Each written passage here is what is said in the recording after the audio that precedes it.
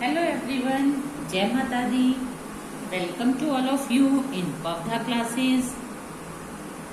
Video start करने से पहले मैं आप लोगों से एक रिक्वेस्ट करना चाहूंगी कि आप पवधा क्लासेस को सब्सक्राइब जरूर कीजिए, लाइक कीजिए, शेयर कीजिए, ताकि आपके पास अच्छी नॉलेजफुल वीडियो पहुंचती रहे।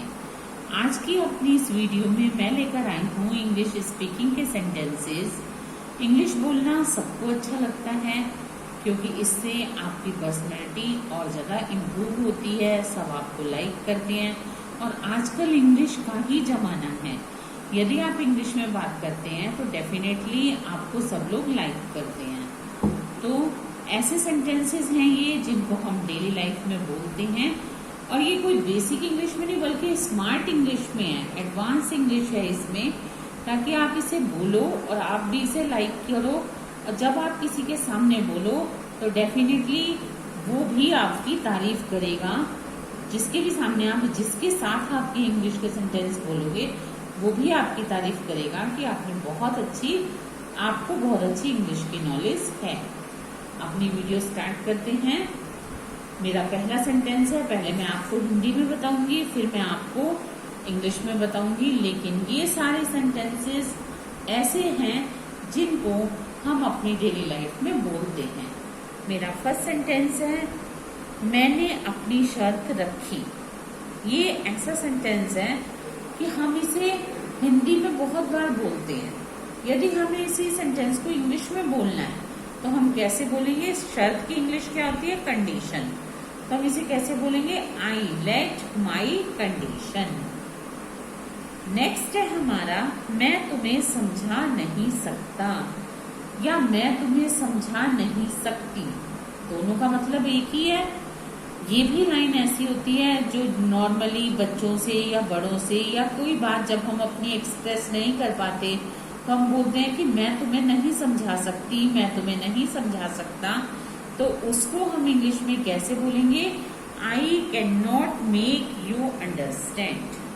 I can not make you understand. Next sentence है, तुम ये किससे करवाओगे।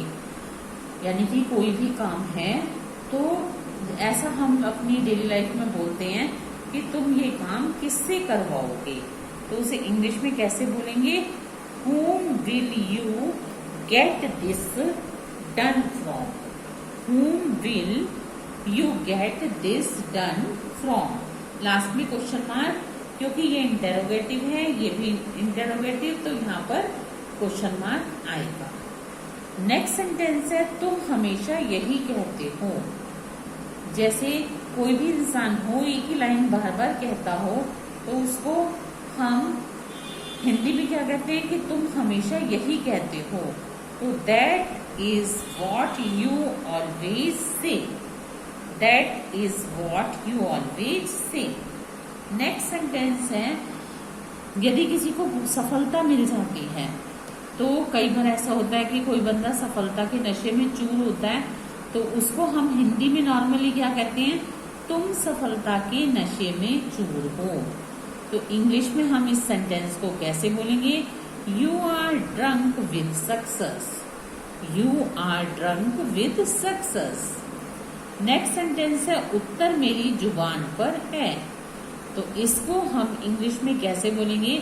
जैसे हम कभी अपने स्टूडेंट से कोई क्वेश्चन पूछते हैं या हम किसी और से कोई भी क्वेश्चन पूछते हैं तो उसको हिंदी में यदि ये कहना होता है कि उत्तर तो मेरी जबान पर है, तो इसको हम इंग्लिश में कैसे बोलेंगे?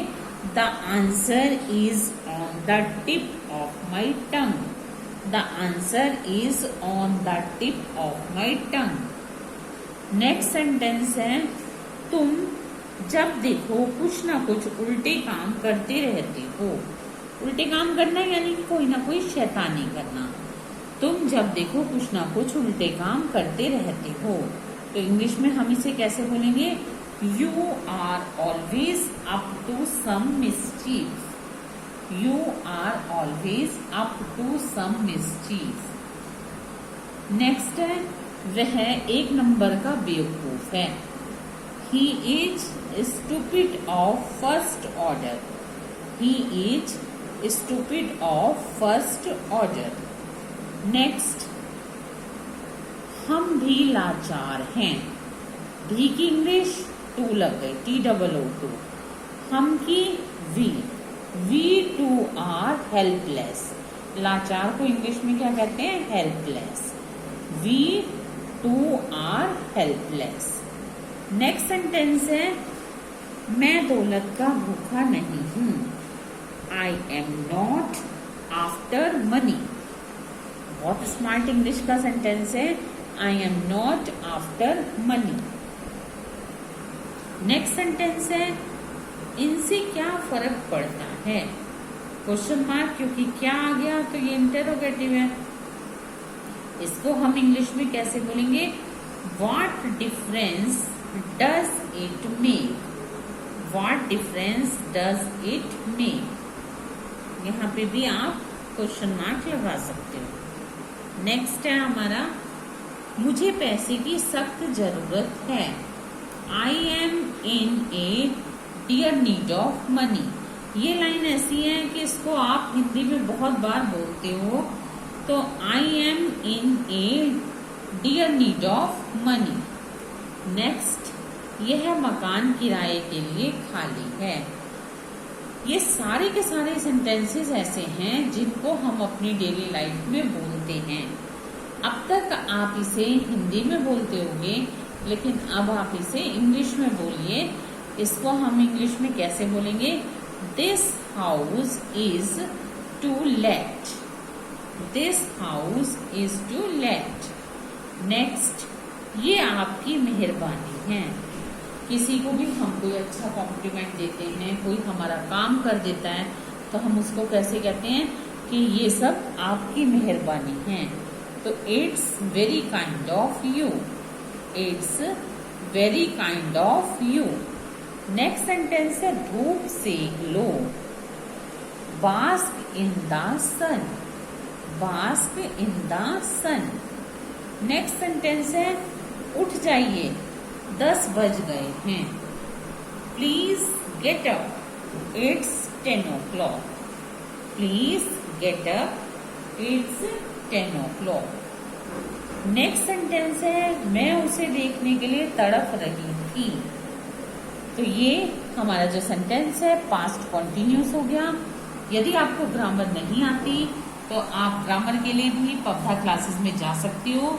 मैंने सारी ग्रामर की टेंसेस की और एक्टिव पैसिव की और बहुत से सिमिलर वर्ड और फ्रेजियल वर्ब वगैरह की बहुत सारी वीडियो अपलोड कर रखी हैं। आप वहां पर जाइए पब्धा क्लासेस चैनल में, आप वहां पर बहुत सी नॉलेजफुल वीडियो को देखोगे। आप स्टडी कीजिए ताकि आपकी नॉलेज बढ़ जाए। इससे पहले भी मैंने बहुत सी इंग्लिश स्पीकिंग की वीडियो अपलोड कर रखी हैं, आप उनको भी देख सकते हो, स्टडी कर सकते हो। मैं उसे देखने के लिए तड़प रही थी। पास्ट कॉन्टिन्यूस टेंस है, आई वॉज क्रेविंग टू सी हर। और यदि ये सेंटेंस ऐसे हो कि मैं उसे देखने के लिए तड़प रही हूँ, तो यहाँ पर एम लग जाएगा, फिर वो कॉन्टिन्यूस टेंस बन जाएगा, प्रेजेंट कॉन्टिन्यूस, कि आई एम क्रेविंग टू सी हर। ठीक है, ये सेंटेंस ऐसे हो जाएगा। नेक्स्ट, वह तो आपकी सहायता करेगी ही। वह तो आपकी सहायता करेगी ही। केयरफुली देखिए इस सेंटेंस को, इसको हम इंग्लिश में कैसे बोलेंगे? She will obviously help you. Next, Ravi बेहोश हो गया है। Ravi has become unconscious. Next है, मैं जीवन के उतार चढ़ाव से अवगत हूँ। ये लाइन ऐसी है जिसको हम अपनी डेली लाइफ में बहुत बार बोलते हैं कि मैं जीवन के उतार चढ़ाव से अवगत हूँ। तो I am familiar with the heads and tails of life. Head और एंड टेल्स जो है ये इडियम है। वैसे जीवन के उतार चढ़ाव की बेसिक इंग्लिश, सिंपल इंग्लिश होती है अप्स एंड डाउन, लेकिन मैंने आपको इडियमेटिक लैंग्वेज